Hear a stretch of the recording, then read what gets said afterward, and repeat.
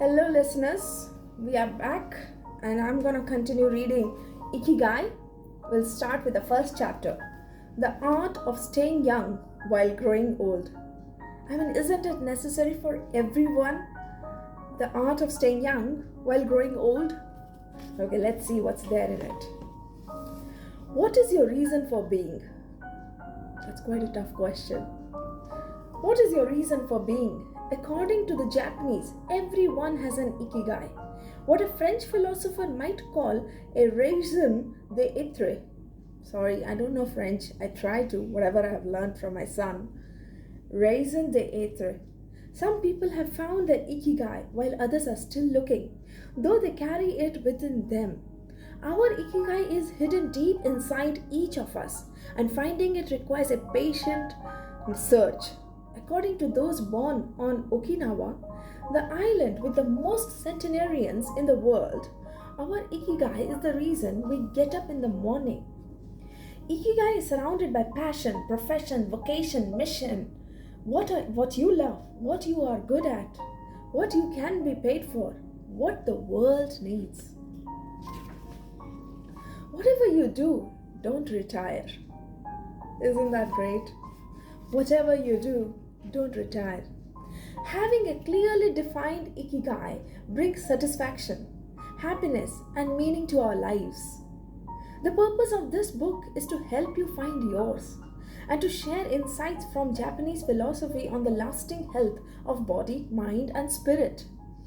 One surprising thing you notice living in Japan is how active people remain after they retire. In fact, many Japanese people never really retire. They keep doing what they love for as long as their health allows. There is in fact no word in Japan that means retire in the sense of leaving the workforce for good. As in English, according to Dan Buettner, a National Geographic reporter who knows the country well, having a purpose in life is so important in Japanese culture that our idea of retirement simply doesn't exist there.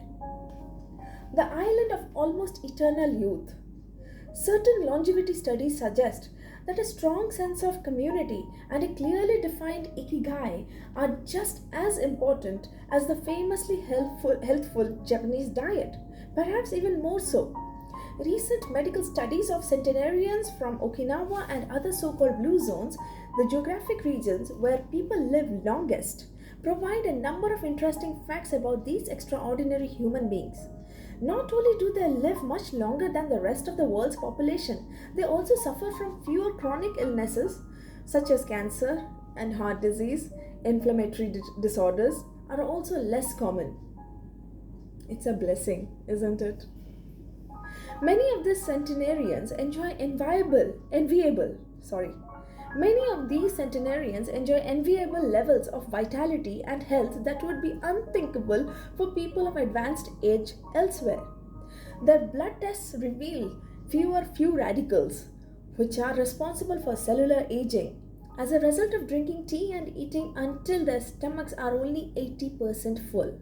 Women experience more moderate symptoms during menopause, and both men and women maintain higher level of sexual hormones